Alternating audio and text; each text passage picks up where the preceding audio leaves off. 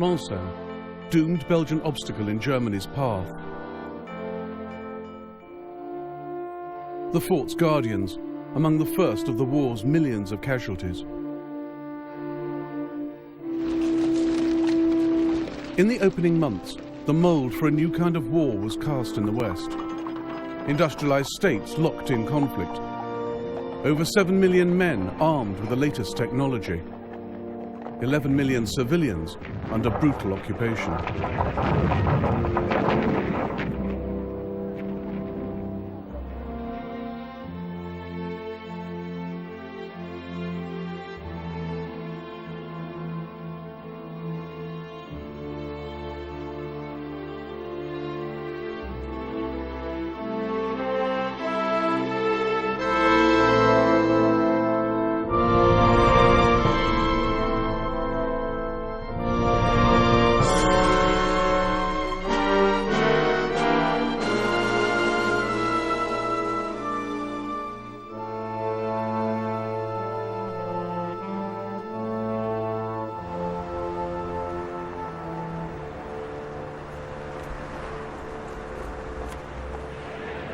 A rare wartime recording of Kaiser Wilhelm II addressing the German people.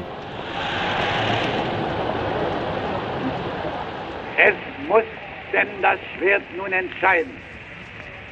Mitten im Frieden überfällt uns der Feind. Noch nie war Deutschland überwunden, wenn es einig war. Vorwärts mit Gott, der mit uns sein wird, wie er mit den Vätern war.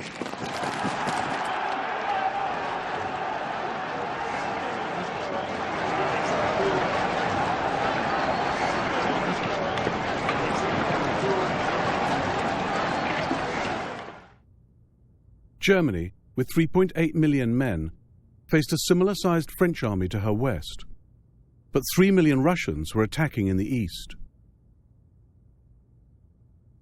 Germany's resources were split between two fronts, and she couldn't easily smash through France's chain of forts along the border. But Belgium's defences were weaker.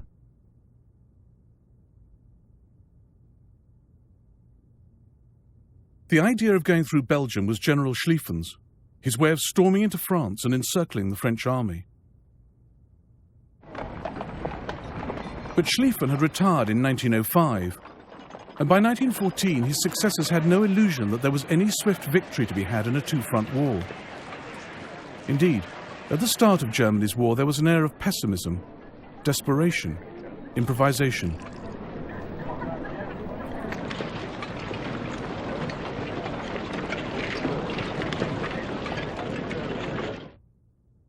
General von Moltke, the German commander, acknowledged the uncertainties. I will do what I can. We are not superior to the French.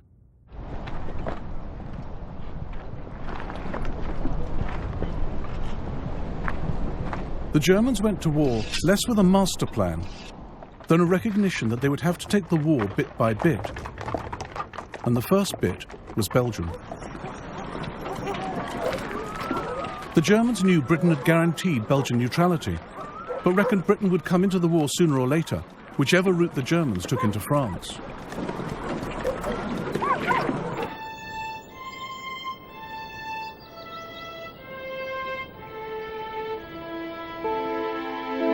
The Belgians put their faith in reinforced concrete forts, armed with German Krupp guns.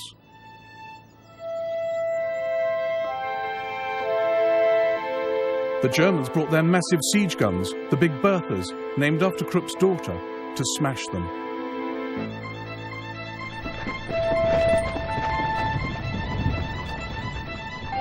The monster advanced in two parts, pulled by 36 horses. The pavement trembled. The crows went mute with consternation at the appearance of this phenomenal apparatus. Then came the frightful explosion. The crowd was flung back. The earth shook like an earthquake, and all the window panes in the vicinity were shattered.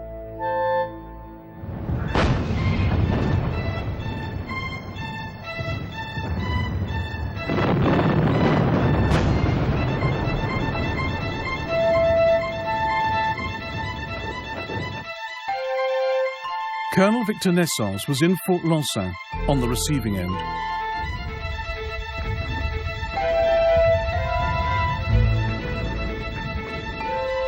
Once the thick metal shutters were pulled down, the heavy metal doors shut, the fort and its fate were sealed.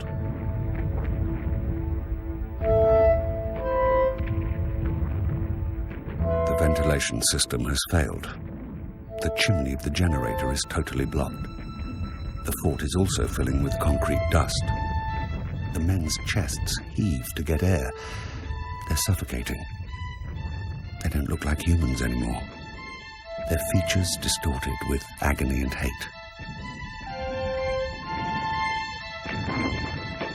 A German shell had hit the magazine,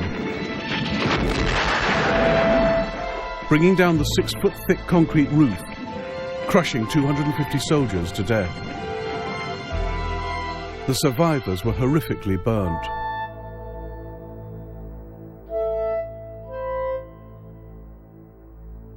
By the 16th of August, all the forts around Liège had fallen. But Belgium's war was only beginning. The Germans claimed that Belgian civilian snipers, francs-tireurs, were firing at them from garret windows and rooftops. In fact, most of the shots came from small units of retreating French and Belgian soldiers, or from nervous German troops shooting at each other. Nevertheless, General von Moltke issued a warning to the people of Belgium. Anybody who, in any form, participates without authorization will be considered as franc-tireur and summarily shot on the spot.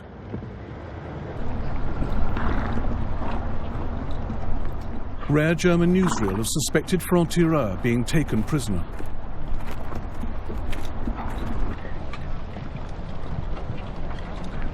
Lurid stories filtered back to raw German troops leaving for the front, heightening their sense of paranoia. At all training sessions, we're told about the nastiness of the French, that our wounded have their eyes gouged out, their noses and ears cut off. We're given to understand we are to act without mercy.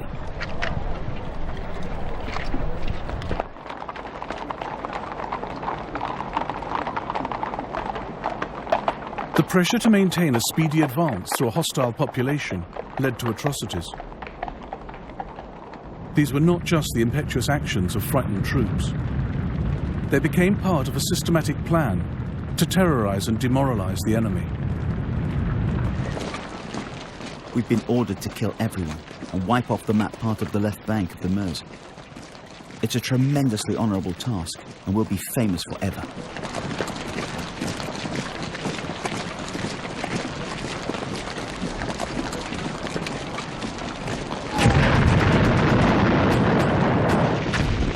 The Belgian town of Tamines on the 22nd of August 1914. French troops kept up a storm of fire at the advancing Germans from across the River Sambre.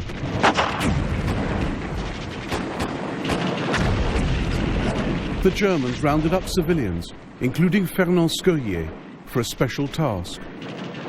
We are forced to advance, acting as a shield for the Germans, who follow behind us. But they fall, mown down by French bullets. One of them charges at us like a man possessed and only stops when his bayonet has gone right through poor Materne, who leaves behind a widow and 3 orphans. After the French withdrew, the Germans were convinced that Belgian snipers were active, so they torched the town. They held hostages like Adolphe Serran captive in the church overnight, then escorted them down the Rue de la Station in the morning. The soldiers up on carts beat us brutally. The priests in particular were badly treated. Jokes, swearing, blows.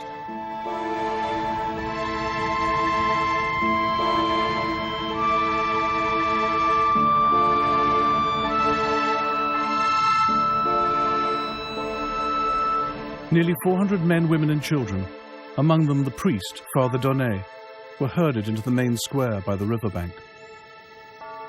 A German firing squad was waiting for them. A whistle blew, and the shooting began. There was total chaos among the crowd. Some fell dead, others pushed blindly.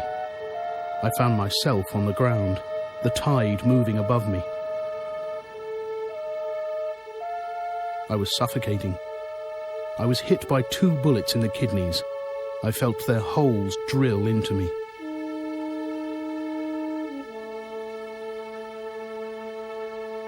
Arthur Fauvel fell on top of me, dead. No matter how hard I tried, I couldn't get out from under the pile of corpses. They cut the head off Achille Leroy, the coalman. I saw it, the head separated from the trunk.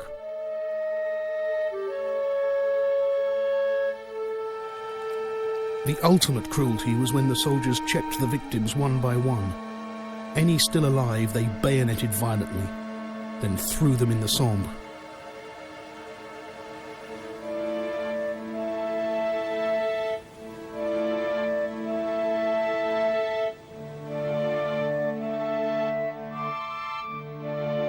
Photographs of some of those who remarkably survived the German bullets and those who fell victim. A total of 6,500 French and Belgian civilians, including women and children, were killed in the first month of the war.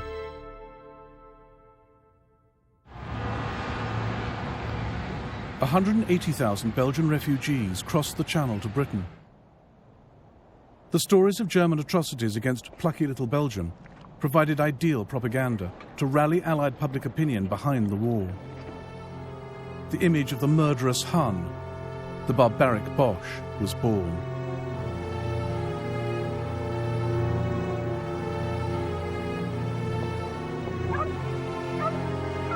But what drove this nation, whose soldiers massacred women and children, razed towns to the ground, shot priests, yet had the engraving on their belt buckles, Gott mit uns, God is with us?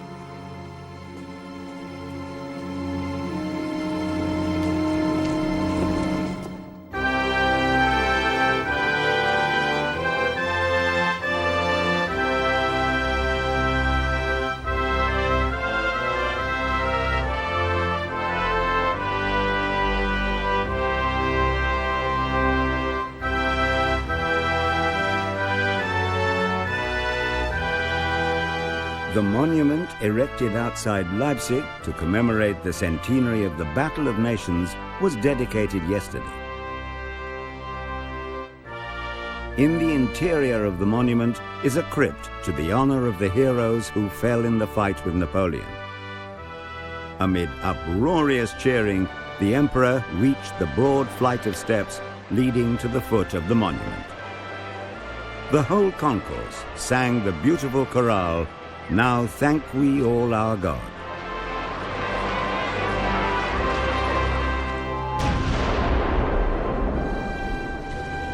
In 1913, Kaiser Wilhelm II celebrated his Silver Jubilee. Germany had not known war for 40 years and was enjoying spectacular economic growth.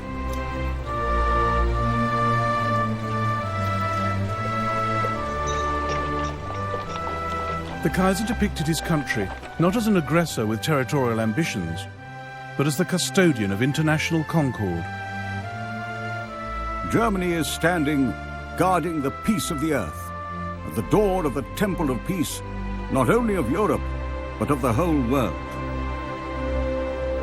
But Germany was only as old as that peace, welded just 40 years before out of 39 separate states. The Leipzig Memorial was a building block for German nationalism. It harked back to a time when German states had joined with Britain and Russia to defeat Bonaparte's France. Its monumental architecture sought to embed the nation's roots in a shared past.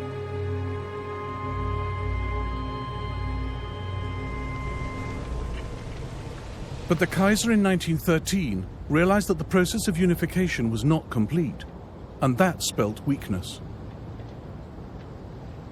Whereas England forms a political unit, Germany resembles a mosaic, in which the individual pieces are still clearly distinguishable. This is shown by the army, which is still made up of contingents from the various German states, all wearing different uniforms. The young German Reich needs institutions which are clearly German. Beneath one flag, Germany remained extremely diverse. Catholic South and Protestant North. Rural East and industrialized West. Germany seemed ultra-conservative, but boasted a modern welfare state which inspired Britain's pre-1914 reforms. I have been shown round one of the new labour exchanges by the Mayor of Strasbourg.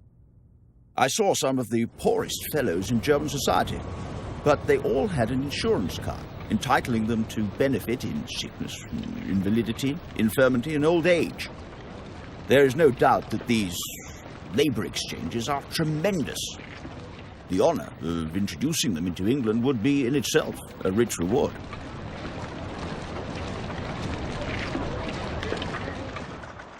Men would die for Britain in the First World War who did not have the vote. Perhaps half failed to meet the qualifications. But in Germany there was suffrage for all men over 21. The largest party in the Reichstag, or parliament, was socialist, and yet none of this added up to democracy. Germany's government was accountable not to her people via the Reichstag, but to her emperor. The call for political reform was growing loud, but Germany entered the First World War governed by an autocrat, and his character was as burdened by paradox as his country was.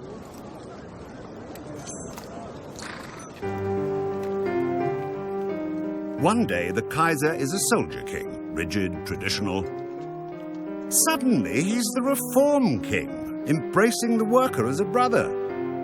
Next, he is the modern king, treating the past with contempt, regarding the factory as a temple, with electricity powering all of Germany.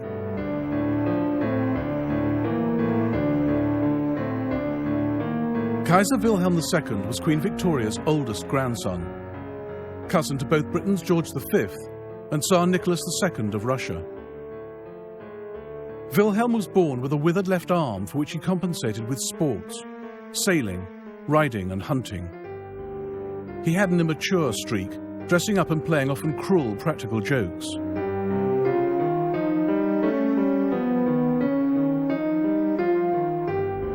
Wilhelm's right arm was incredibly powerful. With his rings turned inwards, he would squeeze the hands of visiting dignitaries so hard they would cry out.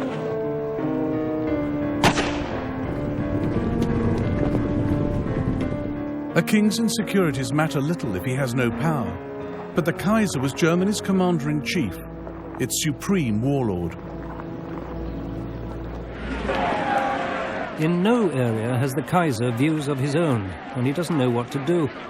Sadly, he's putty in the hands of clever people and makes surprising leaps of judgment all over the place. Everything he decides is motivated by his desire to be popular.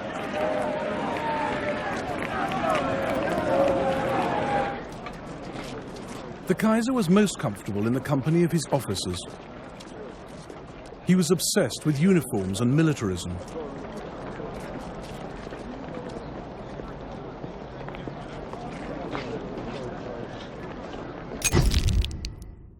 His army's ethos was rigidly professional, though even in peacetime half were conscripts.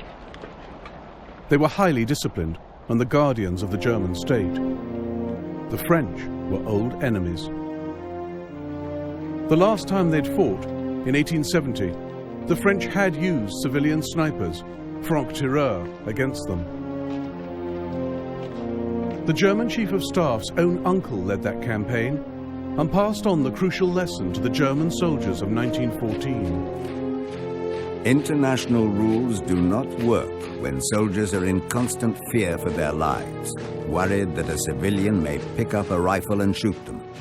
It must also be remembered that the greatest deed in war is the speedy ending of the war, and every means to that end must remain open. German troops going into Belgium and France used terror from the start. The civilian population, caught between the weight of historic fears and current military necessities, was not going to get the benefit of any doubt.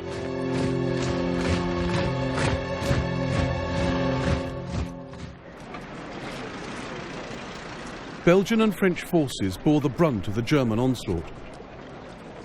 They were soon joined by British troops.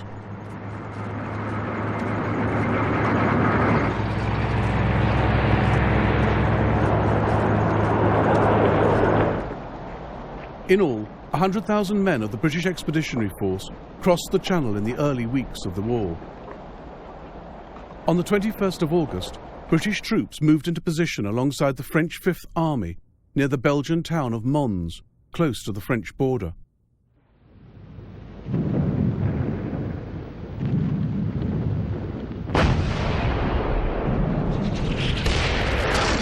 Two days later, the British, with 70,000 men, were hit by a German force 4 times the size.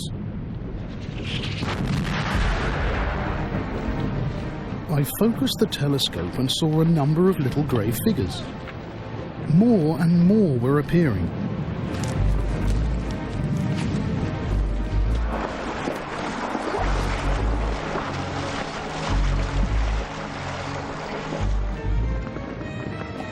Women started to wail and rushed for home, followed by the men. While children, torn by curiosity, lagged behind, turning to see.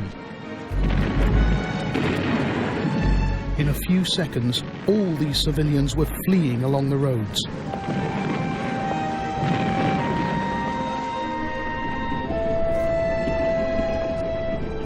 The Allies started an epic retreat south, just ahead of the German tidal wave.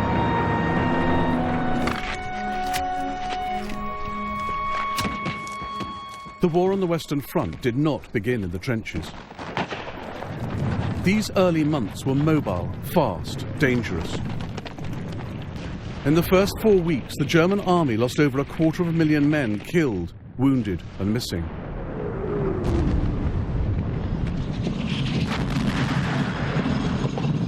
The front was constantly shifting, giving men no time to dig in. There was nowhere to hide in fields swept by machine guns and rapid-firing artillery.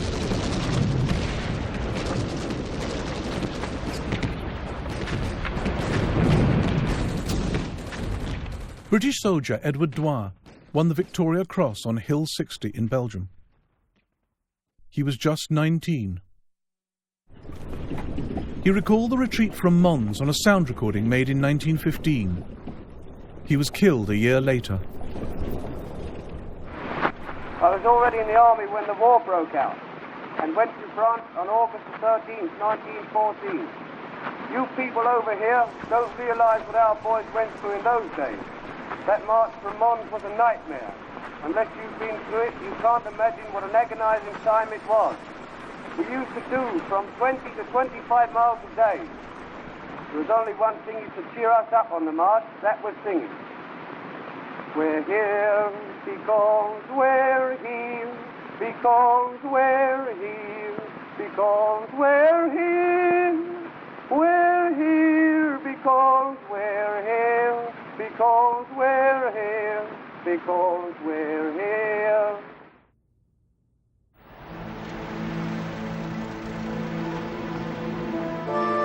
France has just been the object of a violent and premeditated attack.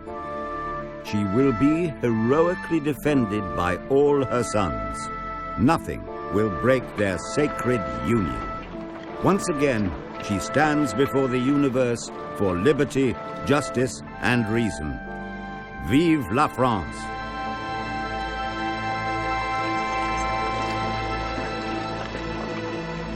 At the war's start, Poincaré had appealed to all France for national unity. By the 2nd of September 1914, the Germans were just 30 miles from Paris, and the sacred union was starting to crack. Trenches were dug, sandbags filled, barricades erected. The government left the capital for Bordeaux, triggering a general exodus. 1 million Parisians, a third of its inhabitants, fled the city.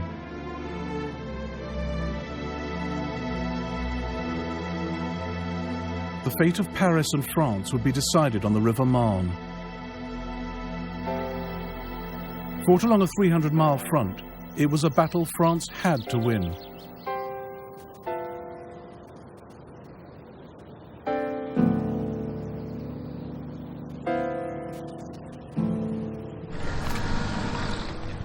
But although the Germans had their enemy's capital almost in sight, their advance was outstripping supply lines.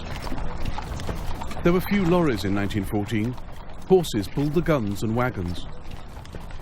General von Moltke, the German commander, grew alarmed.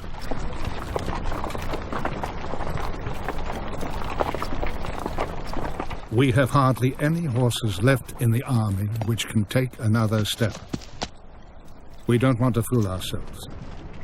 We've had successes, but we're not victorious yet. Victory means annihilation of the enemy's resistance. But where are all the French prisoners and guns we should have been capturing? The French have retreated in a disciplined way according to a plan.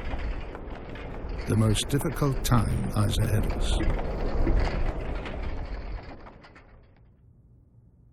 The German right wing was sweeping down towards Paris. The French had detached troops from the east, moving them by rail to Paris to attack the Germans in their flank. The Allies now outnumbered the Germans and chose their moment to strike.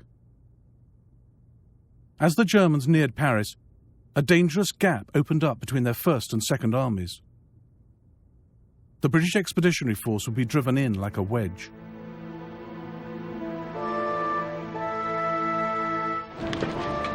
To the French, it is their own home, and it makes them mad. We somehow fight on with no increased animosity. But the French really are giving everything, and it makes one wonder if people in England realise what the advance of an invading army over a country means. On the eve of battle, the French commander-in-chief, Marshal Joffre, addressed his officers. When a battle begins upon which the nation's salvation depends, we cannot look back. We must make every effort to attack and repel the enemy. Troops who can no longer advance must, at all cost, hold the captured ground and die rather than retreat. The Marne would consign the set-piece battle, fought on a single field in a day, to history.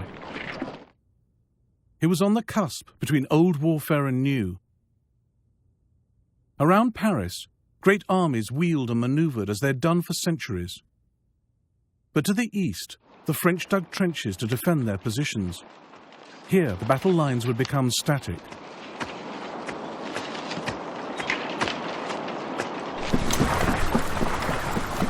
The Battle of the Marne began on the 5th of September, 1914.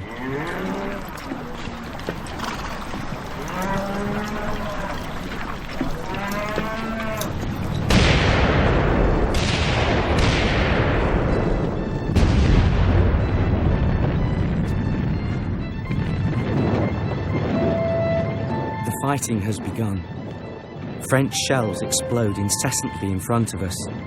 We seek shelter in a sunken lane. Stomachs loudly remind us of our hunger. Constant shelling makes it impossible to reach up and fetch an apple.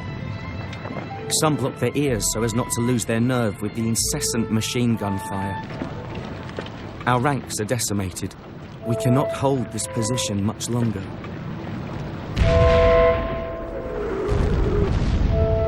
Pieces of shrapnel whistled past me. I felt I'd been hit.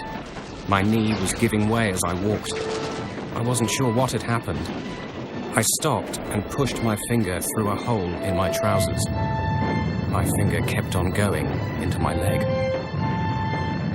We turn towards the gunfire that rattles out on our right, beyond Bassy, where the shrapnel still rains down. The houses are burning. I hear from both sides, it's our own guns shooting at us.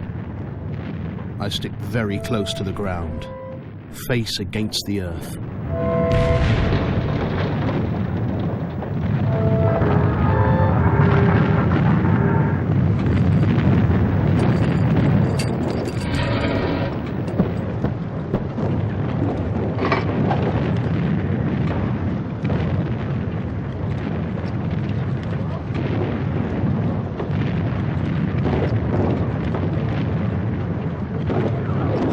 For all its modernity, there were elements of the battle that Napoleon would have recognized. Cavalry, armed with lances, played an active role. No one wore tin helmets.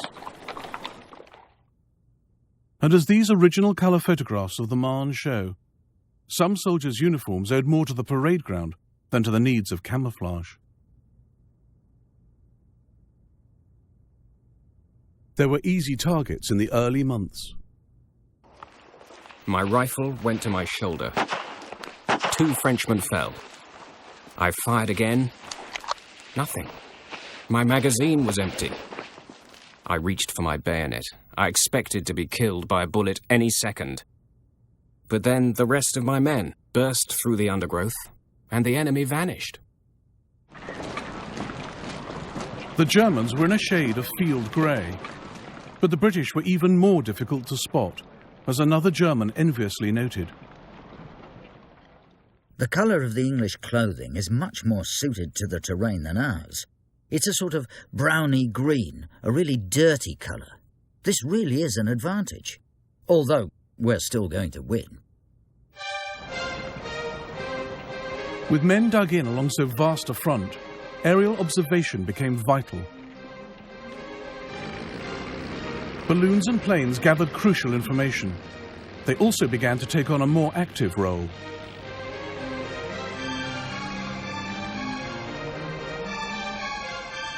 A French plane suddenly appears. It turns and drops something. The air fills with a strange whistling, followed by a violent explosion. It's dropped a bomb. 7 horses killed. 3 men lost. For us, this is something completely new. None of us know how to defend ourselves from this monster of the skies. German reconnaissance planes monitored the worsening situation at the Marne. Pilots' reports went to Count von Bülow's Second Army headquarters at Montmaur. Handwritten reports like this one revealed the steady advance of the Allies into the lethal gap between his men and the First Army. On the 8th of September 1914, von Bülow ordered his forces to retreat.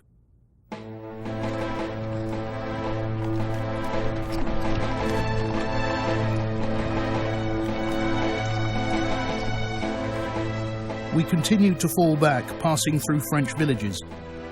In the faces of every inhabitant we saw scorn and derision.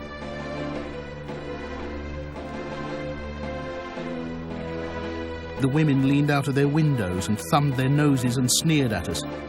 To them, we were the defeated army.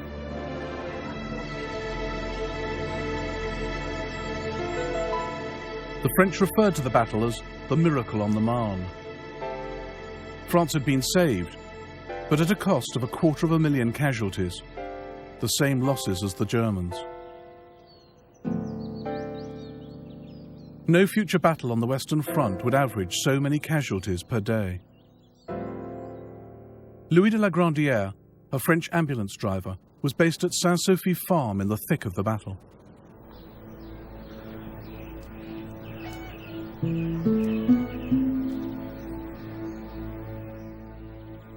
We're surrounded by dead bodies, thousands piled one on top of another. We've got used to the shelling now. We don't even look up.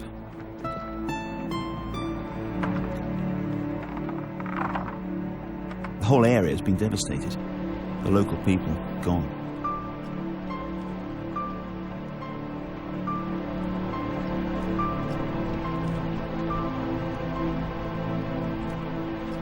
"33 German generals were quietly sacked. Moltke was replaced by Erich von Falkenhayn after a tactful pause. The German people were never told the truth about the Marne. Indeed, the myth at the war's end would be that the German army was undefeated in the field. But in a sense, they lost the First World War here, never having again the chance they had at the Marne to win a resounding victory against the Allies.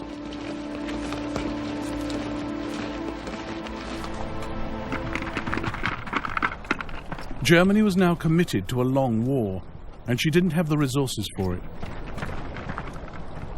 In November 1914, Falkenhayn ordered his troops to fall back to high ground and dig in.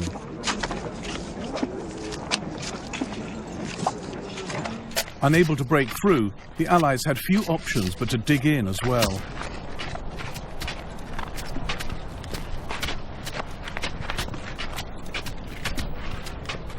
The pattern for the Western Front was now set, with its line of trenches stretching from the Channel to Switzerland. 500 miles of mud and horror that would be home to the living and the dead for over 3 years. 27-year-old Bernard Montgomery, the future victor of Alamein, wrote home to his mother. The situation is strange here. I eat peppermints with a dead man beside me in the trench. The German trenches are only 700 yards away. The weather is perfectly vile, very wet, and it's starting to get cold too. My clothes are soaked and muddy, but it's too cold to take them off. Any warm things you can send me and the men will be greatly appreciated.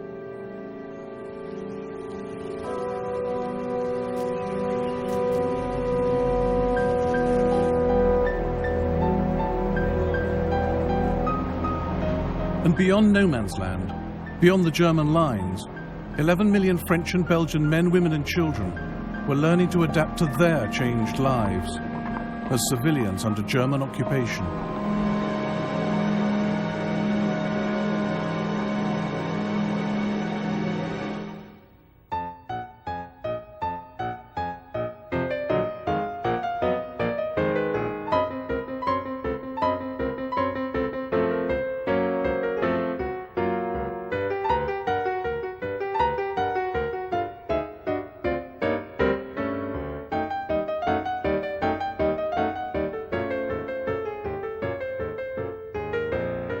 Tuesday, cruel Tuesday. The German troops ride past my window. I hear a guttural order, Arme. Soon the town is filled with Boche, the beasts, the swines. They confiscate all weapons and demand 250,000 francs in gold. The extraordinary diary of a 10-year-old French schoolboy, titled Journal of the Franco-Boche War.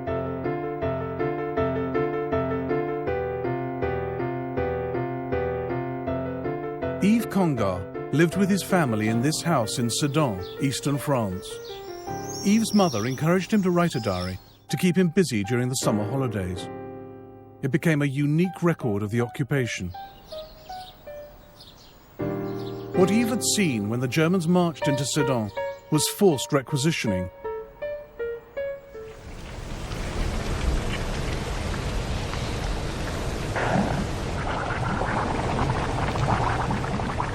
At the outset, Germany adopted a policy of state intervention for war production. In peacetime, Germany imported raw materials, but she knew that the Allies would impose a blockade. So German industrialist Walter Rathenau drew up plans to ensure the most effective use of what materials Germany had.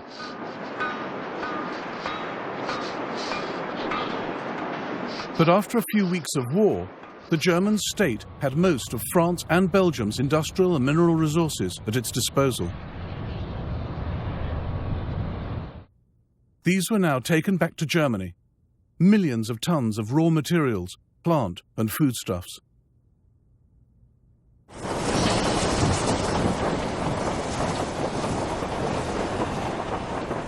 But the asset stripping wasn't limited to government. The German army was ordered to live off the occupied territories. What the soldiers wanted, they took. Moved on towards Fromelles. The inhabitants were pensioners.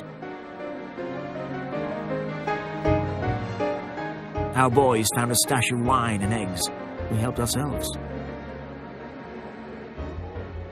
In the meantime, the church was shot to bits.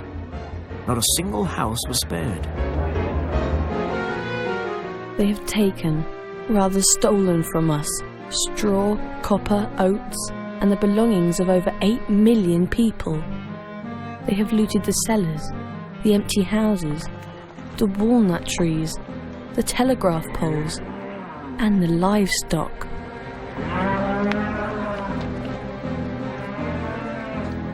One doctor in Lille pleaded with the German authorities. My patient, Madame Lefebvre, is 86 years old. She is in a state of great weakness and serious malnutrition, which makes it absolutely necessary for her to keep her mattress.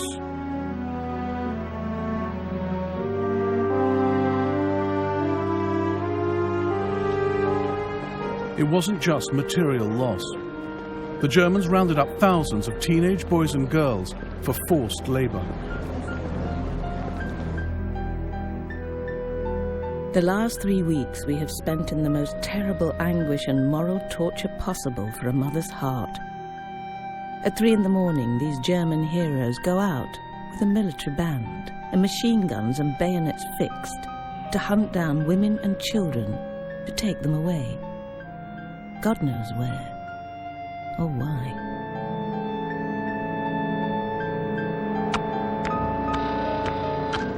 Eve's brother got a job at the railway station. Robert is unloading wagons of animal carcasses, already green and covered with rotten pieces of flesh, crawling with vermin. He has to touch these stinking dead animals with his bare hands.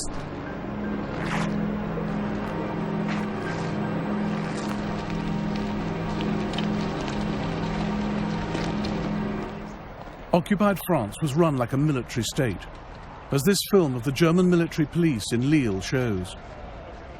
Clocks were set to German time, new identity papers issued.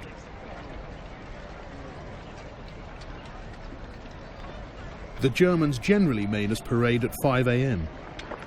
One night, however, the whole commune was called out at 1 a.m. An old man of 92 asked to be allowed to stay in bed, but the troops made fun of him, pushed him out of the house, and said that fresh air was good for the dying. Ordinary people had stark choices to make about how to deal with the occupation. There was some resistance against the Germans, mostly passive.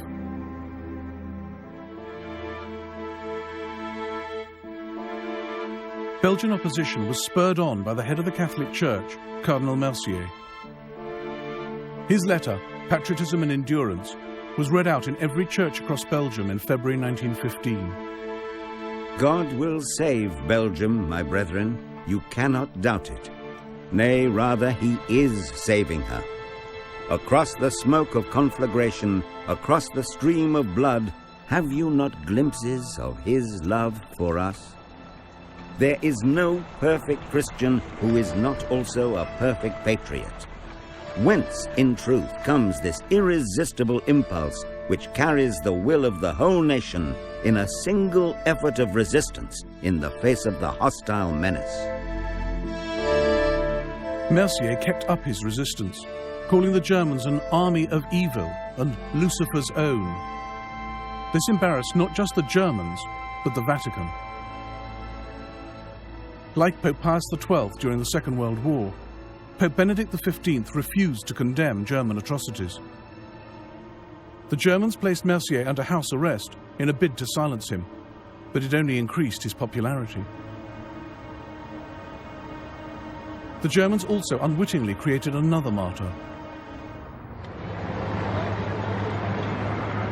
Edith Cavell was the British matron of a hospital in Brussels.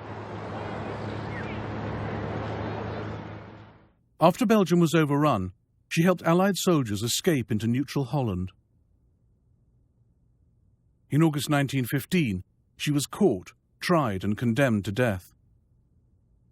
The night before her execution by firing squad, she spoke to the prison chaplain. I have no fear or shrinking. I have seen death so often that it is not fearful or strange to me. And this I would say, standing as I do in view of God and eternity. I realize that patriotism is not enough. I must have no hatred or bitterness against anyone. The British exploited to the hilt stories of German atrocities against women, especially the shooting of Edith Cavell. Films like this one were made to show in neutral countries, particularly America.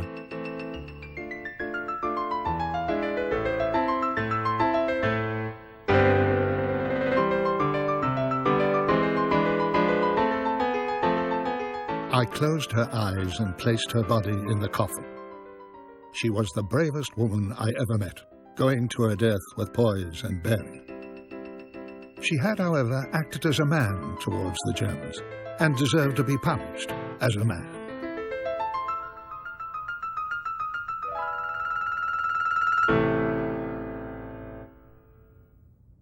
The Germans rounded up underground leaders, then posted notices of their execution.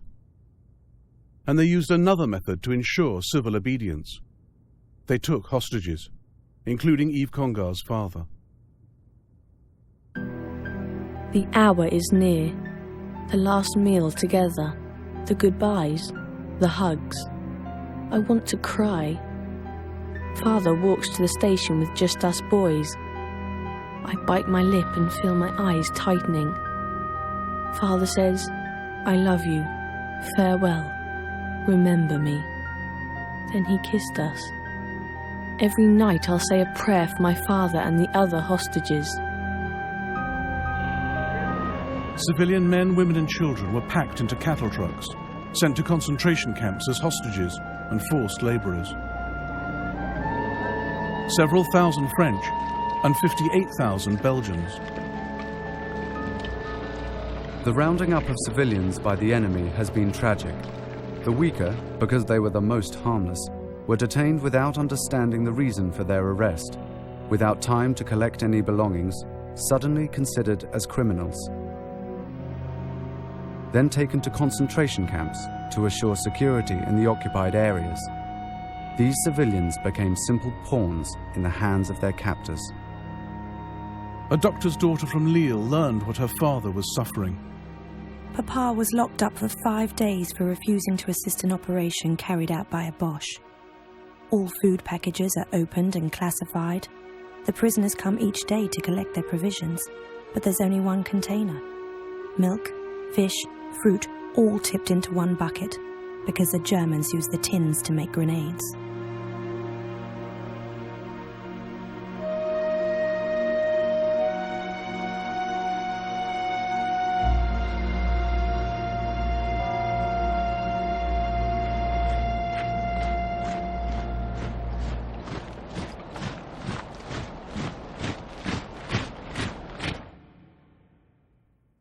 Far from being broken by the German occupation, Yves Congar, who became a prisoner in the Second World War, was politicized by it. There's hardly any bread. The swines will leave us to die of hunger. Too bad. After all, we are French, and if we have to die, we shall die. But France will be victorious.